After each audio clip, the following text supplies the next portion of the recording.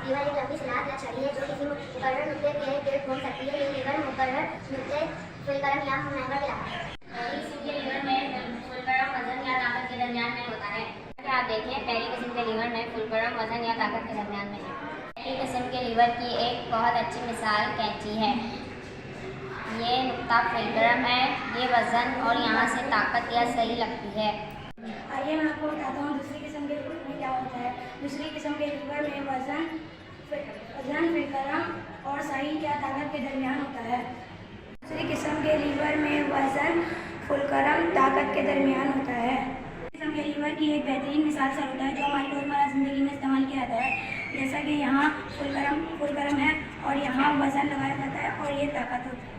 आइए अब मैं आपको तीसरी किस्म के लीवर के बारे में बताती हूँ। तीसरी किस्म के लीवर में ताकत वजन या फुलक्रम के दरमियान में होती है। जैसा कि आप देखिए, तीसरी किस्म के लीवर में ताकत वजन या फुलक्रम के दरमियान में मौजूद है। किस्म के लीवर की एक बेहतरीन मिसाल स्टेपलर है।